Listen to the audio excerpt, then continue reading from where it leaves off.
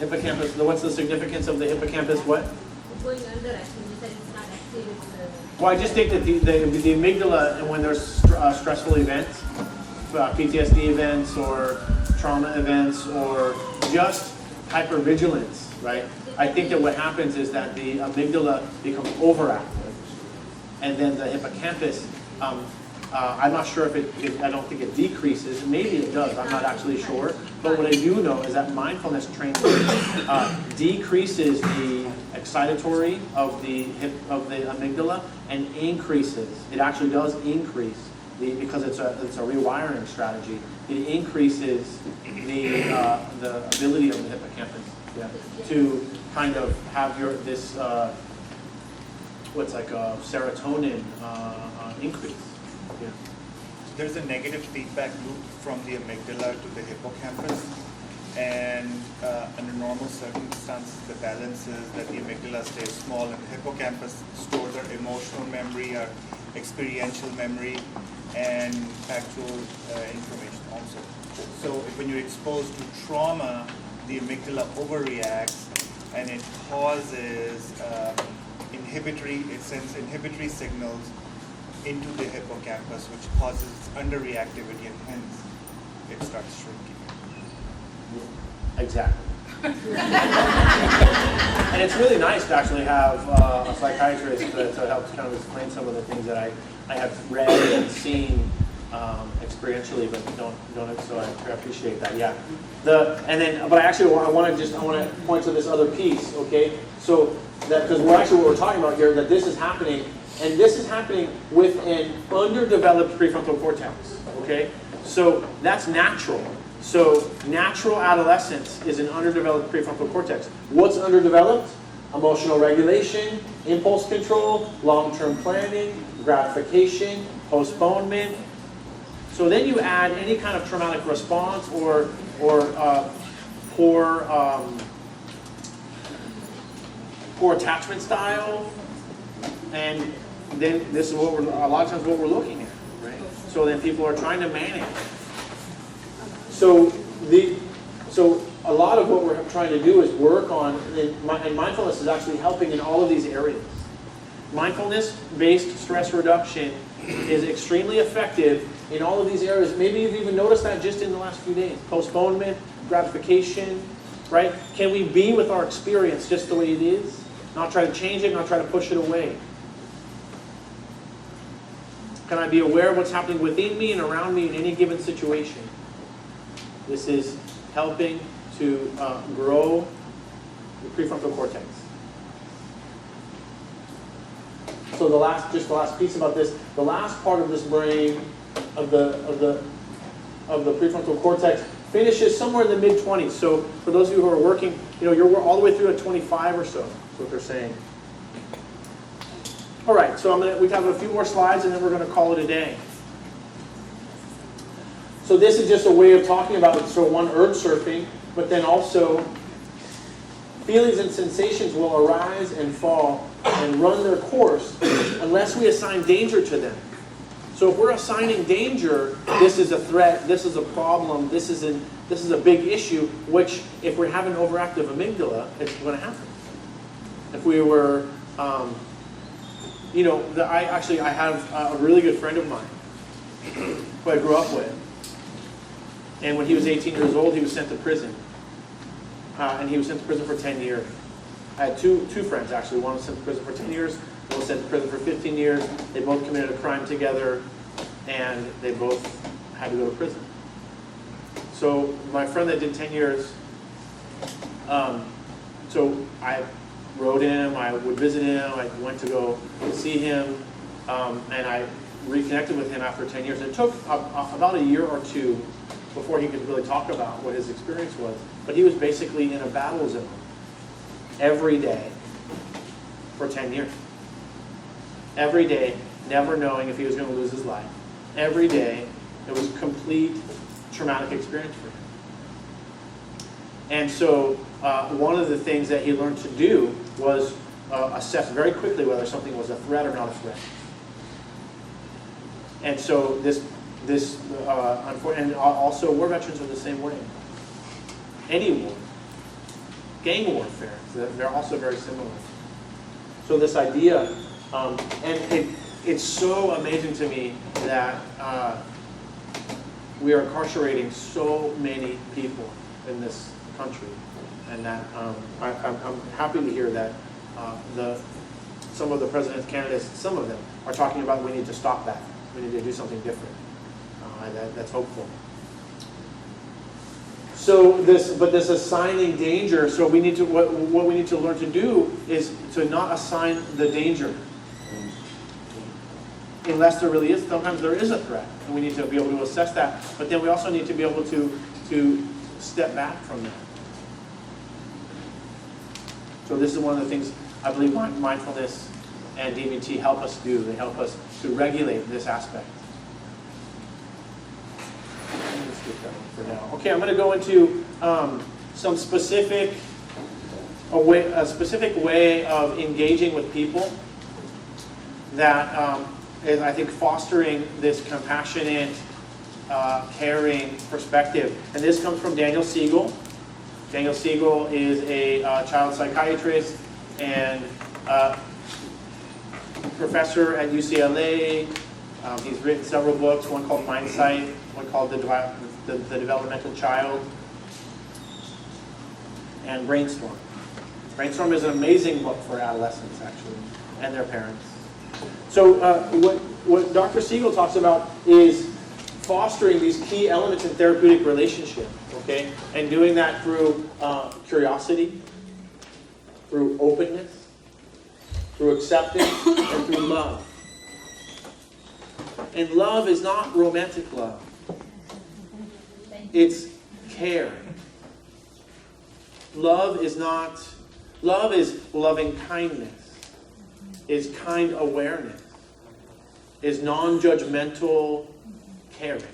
So this idea of, and I was talking with Cindy earlier that I worked in a 50-bed board and care for severe and persistent mental illness. So it was intense all the time. And so, because sometimes there was symptoms that were triggering other people's symptoms, right? And it was just a very challenging place. And the amount, and it was right after I had begun to kind of implement some of this training, and it allowed me to really see how compassionate, caring, therapeutic connection can really help to change. It's not changing the symptoms, but changing the relationship. And I had a lot less combative folks. And I was a little nervous because I looked the way I looked going into a situation where some people have been severely traumatized. And so I was very cautious. But I utilized this approach of just continually being curious. So this is the non-judgmental approach of curiosity. Open to hearing what's happening. Pleasant or unpleasant or neutral. Having acceptance of where they're at. Not resigning that they're there and they're going to stay there, but some acceptance. Okay, I see where you're at. And then this quality of loving kindness of care. So we'll talk a little bit about the way that Dr. Siegel looks at this. So bringing in the attitude of Cole is discussed as a way to make room and support all aspects of the client, both pleasant and unpleasant aspects of the client's personality.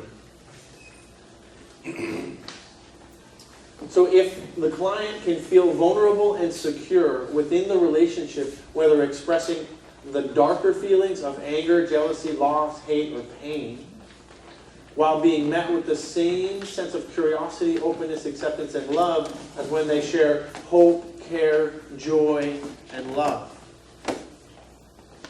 So we all, just like we talked about earlier, this idea of being seen. If we're seen, and we're seen in a non-judgmental way, but maybe there's more safety. Maybe more inclined. So this is something just to kind of think about as a way of bringing this in.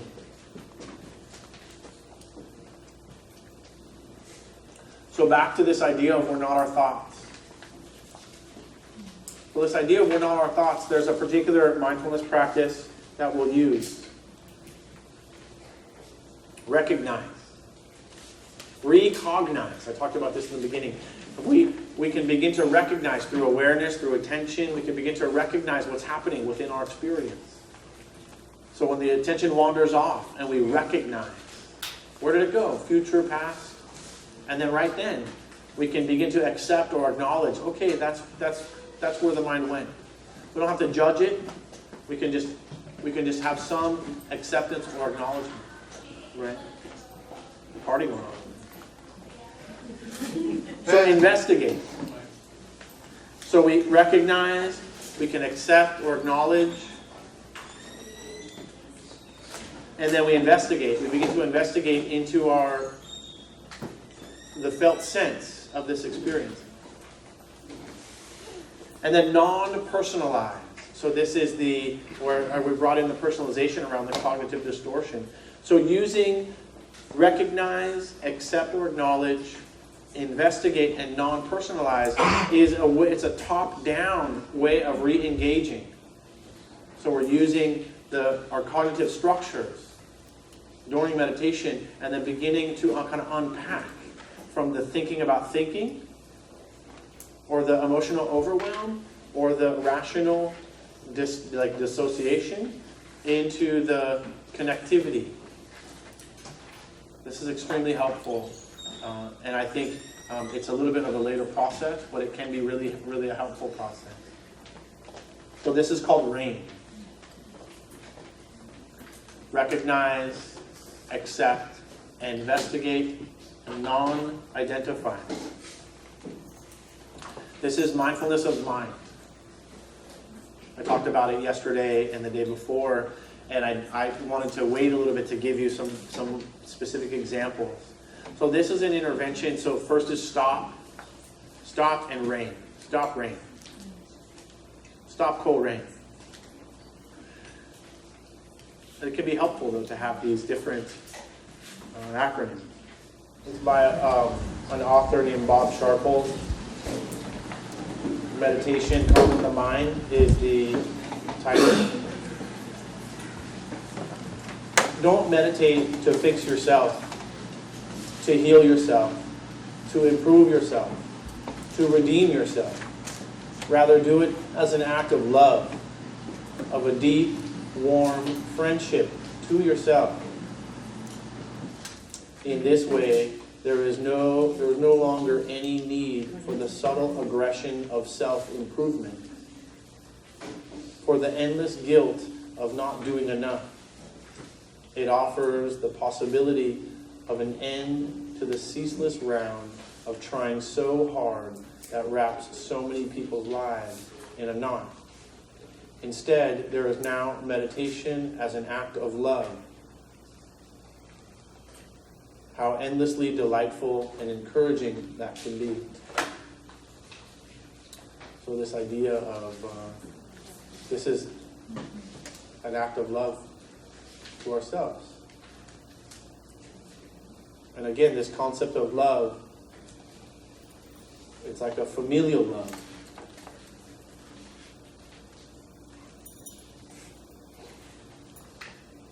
Oh, they're just going to the game.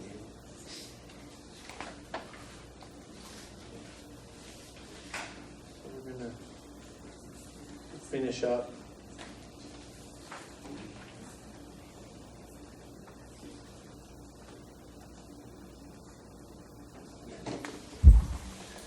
So I also want to read this little excerpt from my book, Preparing to Change. Change is hard, very hard. If it were easy, we'd all do it, right? We'd all do the right thing for ourselves. We can get into habits of thinking about things the same way and reacting to situations the same way. You may tell yourself that you want things to be different, but the same thing happens over and over. The first step is making a change in your life. The first step in making a change in your life is to notice the patterns that lead you down the same road to the same unhappy destination. This poem describes the challenge to change. It's called an autobiography in 5 short chapters. Chapter 1, I walk down the street. There is a deep hole in the sidewalk. I fall in. I am lost. I am helpless. It isn't my fault. It takes forever for me to find a way out. Chapter 2, I walk down the street. There is a deep hole in the sidewalk. I pretend I don't see it. I fall in again. I can't believe I am in this same place. But it isn't my fault. It still takes me a long time to get out. Chapter 3, I walk down the same street. There is a deep hole in the sidewalk. I see it is there. I still fall in. It's a habit. But my eyes are open. I now know where I am. It is my fault. I get out immediately. Chapter 4, I walk down the same street. There is a deep hole in the sidewalk. I walk around it. Chapter 5, I walk down another street. So, this is about acceptance and change. And I feel like so much of this practice is about recognizing, seeing where we're stuck in our old habits, our habits of mind. And then doing what we can to make those changes. So I wanted to share some resources. Here's a few of them. These are free apps. So guided meditations, I have several guided meditations. Insight Timer is a free app that you can download, and there is hundreds and hundreds of guided meditations from all different kinds of teachers. Just about every meditation that I have given you, that I have done with you, is available on the Insight Timer with my guidance. There's even some specifically around anger. There's a link in the book, if you bought the book, to specific guided meditations that are specifically for the book, specifically focusing on anger and letting go of anger. So the other guided meditation from Mark, which is the Mindful Awareness Research Center at UCLA. So ucla.edu has several guided meditations, mostly from one of my co-workers, or one of my colleagues rather, Diana Winston. Diana Winston is the director of Mark. So just to understand, there's several, but these are the ones. Somebody mentioned one at lunch. What was it? Headspace. That's right. Headspace. That's an app. So it's an app you can download several. You can download all different kinds. And do they have like different kinds of meditation or? It's just a guided meditation for 10 minutes. Oh, okay. It has 10 sessions. 10 sessions, 10 minutes. I am going to be, Gustavo's going to help. We're going to edit some of this. It will be available. Also, my hope is in the next, one of the things that I'm doing is I'm actually, I just have been hired as an adjunct faculty at my grad program where I'll be doing a very similar program and having an online version of that program. So, so this is like a step in that direction. So acceptance, radical acceptance. This is the last concept of our program here, or the training. This idea of radical acceptance, right? And so, grant me the serenity. This is a prayer. This is part of the serenity prayer. So some people use the word God in between, in the beginning. Some people don't. So grant me the serenity to accept the things I cannot change, courage to change the things I can, and the wisdom to know the difference. So in my opinion, this has encapsulated the whole training. That what we're talking about is acceptance, change, and wisdom. So for our ability to accept the things as they are and accept that we need to make changes, and then begin to make those changes, put some things into action, And then we're developing wisdom. Wisdom isn't just a thing. It's not an event. It's a process. Wisdom is continuing. So there's another way of looking at this.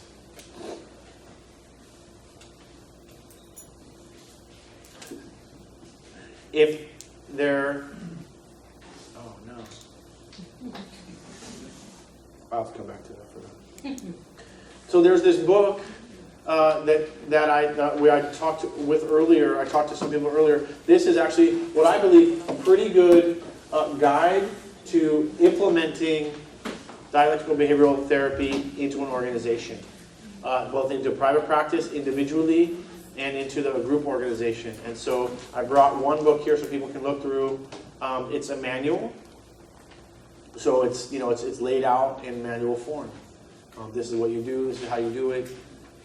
And then there's lots of different aspects of it. So I just feel like it's a helpful book that points directly to the implementation of these concepts. Also, a further training, mindfulness-based stress reduction workbook, MBSR. This is the in-depth version of the mindfulness trainings. This is basically the 8-week course. None of this is in your manuals, unfortunately. I pulled these resources together later. But feel free to write them down. MBSR, Mindfulness Workbook. One of my teachers, Bob Stahl, is world-renowned, actually, as an authority on mindfulness. He's written several books. Another book that I really love, actually, and it's a smaller book, and it's I think his second book, is Living with Your Heart Wide Open. Living with Your Heart Wide Open is mindfulness and clinical psychology. And the interplay between mindfulness and clinical psychology. And so much of it is about doing the inner work. I recommend it to just about every client, every adult client primarily that I have. The Mindful Teen is another workbook that seems to be helpful. The Mindful Teen. I actually haven't read it, but I met the author and he seemed all right. And it's getting good reviews. Yeah. If there's something that can be done about a situation, why be upset? If there's something that can be done about a situation, why be upset? If there's nothing that can be done about a situation, why be upset? If there's nothing that can be done about a situation, why be upset? These are the kind of the two key concepts that to me are similar to what's called the Serenity Prayer from an Eastern philosophical perspective. It has been a pleasure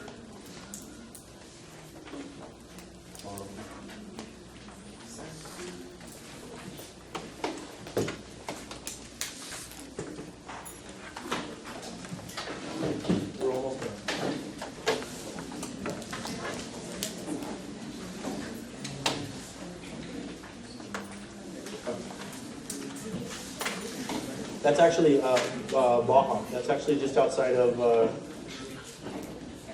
Todos Santos.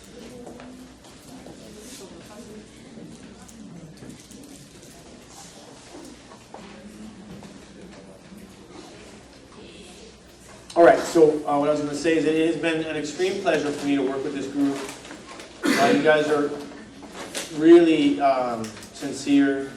I really appreciate your ganas, your desire, did I say that right? Yes. Like I said, I learned a little street Spanish. And I really appreciate the heart in this group. It's clear to me that there's so many qualified clinicians that are here, and managers and supervisors and people that care. And it makes my job easier. Yeah. And I really appreciate the psychiatrists, the doctors, psychologists that are also participating. You know? Teachers. Who are the teachers? Raise your hand. Stand up, be recognized. Who are the teachers? Back there? Yeah, We got counselors in the schools? Yeah, buddy. You guys got a hard job, man. Keep going. Yeah. Keep going. Keep practicing. Keep bringing in these concepts. It's real. I really appreciated being here. Maybe I'll come back at some point if I'm invited. And so thank you all. And I'm going to be around for a little while. I'm going to sign a couple things, and I have to sign some certificates. So really, it's been quite a pleasure. So thank you very much. You guys take good care. It's 3:37. So. Thank you. Yeah.